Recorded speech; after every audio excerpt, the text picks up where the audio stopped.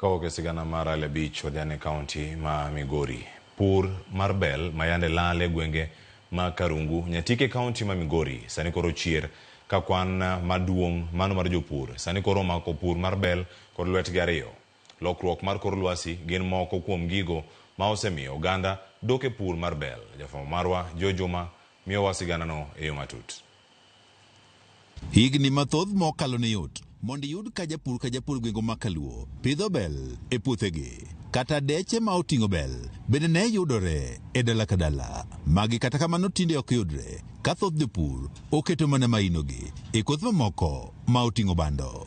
Penjo maduong' en ni to ang'o momiyo pur mar bel osebedo ka dok piny e gwenge ma Kaluo. Moko kuom jopur wacho ni bel kuom kinde mathoth osene kaka chiemb jomo dhier.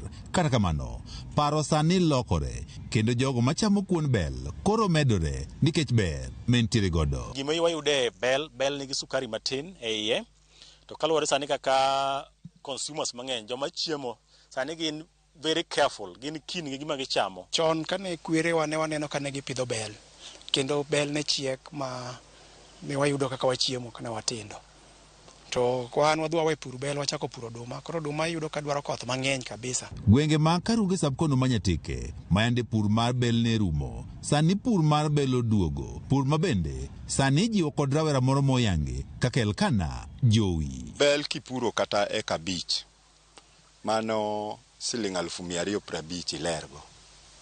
To kipure eka achiel to mano mari michamo tinyalo uso matin e chiro machiegni kaka Sori. Bang' ohande gore piny e kinde mane tuono ma korona monjo pacho kae e higa mar 2020, Ojowi ne oduogo pacho kendo ne odonje pur mar bel, pur mathoth oganda ne oseweyo. Kaluwore kod siso mar pur mane nitiere godo, to gwenge ma Karungu bende osebedo ka yudo koth matin. Jowi wach ni oyudo ni pur mar bel ema koro nyalo rese kono ero. Koro kana ang'iyo gik manyalo puro dala ka, nayudo ka gweng'wa ni kar horo, koth chwe ndalo mathin, ndalo 45 to osalal. Koro gima nyachiek gweng'wa ka en mana bel. Owach ni bedo mar kothego mag bel machiek mapiyo, piny owacho mar kaunti ma Migori osebedo ka koro konyo jopur mar bel ka ichiwonegi kothe, miyogi puonj makare kaachiel kod kata manyonegi chiro. Gimogik manomiyo koro amako pur mar bel motegno, bel nigi pesa, iyudo ka en gi pesa moloyo kata oduma. Nikech lodi mar bel marachar ni en siling 4,800 kong'iewe dhot. Wapuonjo jopur maber mondo yutogi omedre. Nikech japur ka okeyo maber to miyo idong' gima onyalo uso, monyalo chamo, gimo at least kata monyalo pogo ne osiepene matin, onyalo donate. Koro japur ma keyo maber, japur mamor miye mijing'o kiny ochako puro kendo.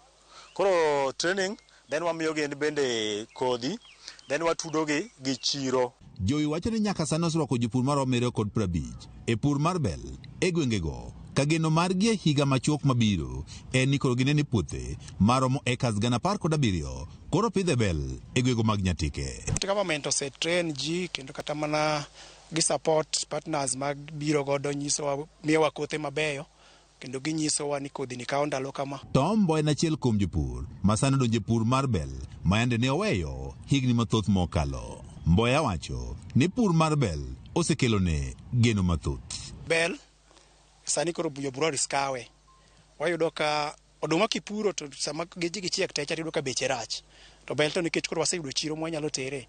Kato ng'eny to bei en macha. Apisa mochuni wechego mag pur e wardno ma Kanyasa kaachiel kod Kachieng' Bernard Omondi wanjo pur maromo 500 sani osedonjo pur mar bel e gwengego. Gimor gi pur mar bel ni nikech kaluwore gi lokruok mar futo mar kor lwasi masani oloko pattern mar chwe mar koth, to bel kawo ndalo matin kendo kata kobedo ni koth ong'adre to en walocho notero chunye gi dholuo. So ni onyalo osiro chieng', onyalo vumilia.